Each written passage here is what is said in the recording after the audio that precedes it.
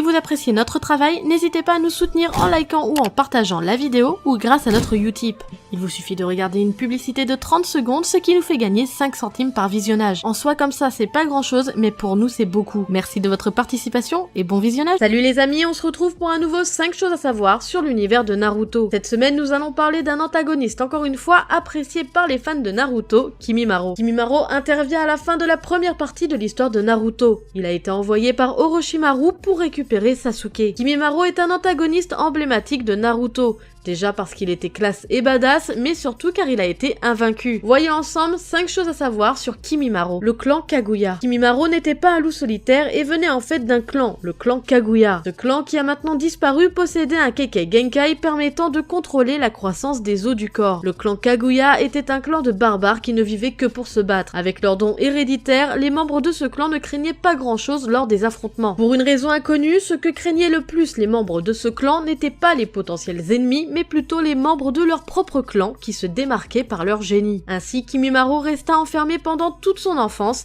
à cause de son talent dans l'utilisation des techniques de son clan. Un jour, le clan Kaguya décida, pour s'amuser, de s'attaquer au village de Kiri. Ce fut une très grosse erreur puisque leur clan tout entier, à part Kimimaro, fut massacré. Vous l'avez sûrement remarqué, le clan de Kimimaro partage le même nom que celui de la princesse Kaguya. Et ce ne sont pas leurs seuls points communs. Les marques sur leur front semblent également être des répliques de ses propres sourcils qui étaient coupés et qui servaient de signe de noblesse.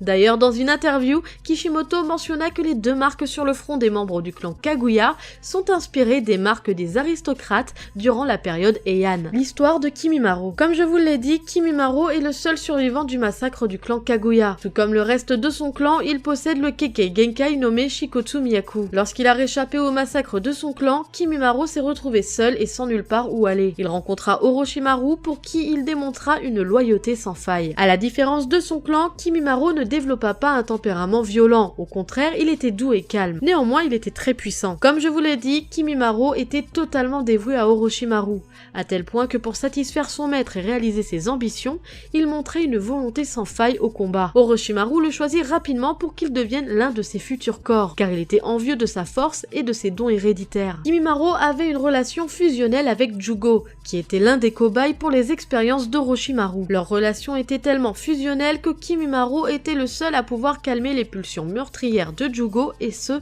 sans la moindre violence. Un être surpuissant. Selon Orochimaru et Kabuto, Kimimaro aurait été le plus puissant membre du clan Kaguya. Ses aptitudes au combat surpassaient le quartet du son. Ceci se vérifia quand Orochimaru lui offrit Kidomaru, Tayuya, Sakon et Jirobo, qui dans un premier temps ne se laissèrent pas faire et attaquèrent Kimimaro. Celui-ci remporta l'affrontement sans difficulté et les quatre acceptèrent de lui obéir. Le Kekkei Genkai que possédait Kimimaro lui permettait de manipuler ses os comme il le voulait. Son talent et sa maîtrise précoce avaient effrayé les membres de son clan, qu'il avait mis à l'écart. Il était capable de voir les attaques de ses adversaires très nettement et les dominait largement au corps à corps grâce à ses capacités. Même sans recourir à son Kekkei Genkai, Kimimaro était un maître du taijutsu qui impressionna ses adversaires comme Rock Lee par sa grâce, son talent pour l'esquive et son agilité. Le saut maudit renforçait encore ses capacités car il fut capable de survivre à une des attaques les plus mortelles de Gaara. Ses os sont naturellement d'une résistance à grande épreuve, étant capable de briser des rochers ou encore déchiqueter facilement un corps humain. Au niveau 2 du saut maudit, la puissance de ses os ne s'en voyait qu'augmenter, les rendant encore plus durs. Étant capable de jouer avec son taux de calcium, Kimimaro peut rallonger n'importe quel os de son corps de manière effrayante, pouvant également durcir ses os au point de les rendre quasiment indestructibles, les rendant utilisables contre des matières extrêmement solides. Kimimaro est capable de régénérer ses os, les rendant pratiquement infinis. De plus, il semble capable de régénérer également ses tissus organiques dans une moindre mesure. Kimimaro est le seul soldat, si l'on peut dire, d'Orochimaru qui n'a pas été vaincu lors de la mission de sauvetage de Sasuke. Pour rappel, c'est au moment où Kimimaro a voulu donner le coup de grâce à Gaara et Rock Lee qu'il succomba à sa maladie, le plus fidèle de tous. Kimimaro souffrait d'une maladie mortelle et savait que ses jours étaient comptés. Pourtant, il était extrêmement fidèle à Orochimaru, même s'il savait qu'il ne pourrait jamais être l'hôte de l'âme de son maître. Le dévouement de Kimimaro pour Orochimaru est similaire à celui de Haku pour Zabuza. Le fait de rendre un antagoniste aussi fidèle à son maître l'humanise et sensibilise le lecteur lors de sa fin tragique. Kimimaro est un personnage assez atypique, car il est un personnage auquel les autres personnages de l'histoire peuvent s'identifier. Quand il combattait contre Gaara, Kimimaro lui déclara qu'il ne mourrait pas complètement et qu'il vivra pour toujours dans le cœur d'Orochimaru. Gaara dira à Lee que Kimimaro ressemble à Naruto et à Lee lui-même, tous se battant pour des personnes qui leur sont chères. Là où le personnage de Kimimaro est le plus attachant, c'est quand le lecteur a la révélation des réelles pensées d'Orochimaru à son encontre.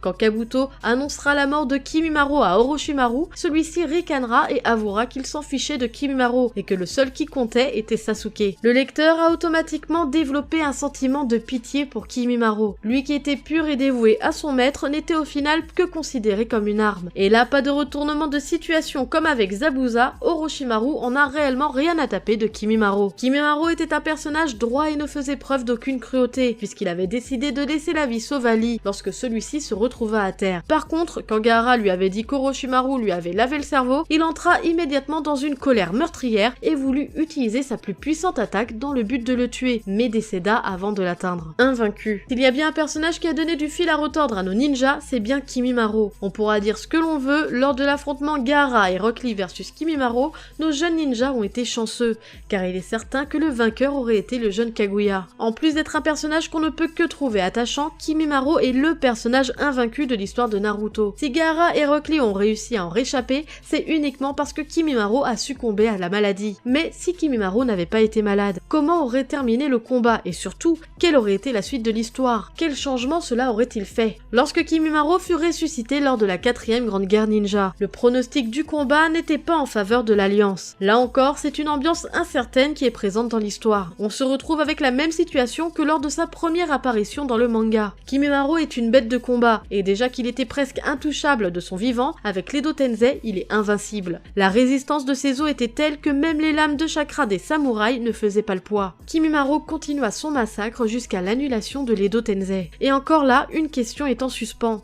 Et si l'Edo Tensei n'avait pas été annulé, qu'est-ce qui se serait passé? Ce 5 choses à savoir sur Kimimaro se termine, j'espère qu'il vous aura plu. Comme d'habitude, n'hésitez pas à me le dire par commentaire, likez, partagez, ça nous fait toujours super plaisir. Et surtout, n'hésitez pas à vous abonner à la chaîne si vous ne l'êtes pas encore. Sur ce, moi je vous laisse à la prochaine, tchuss!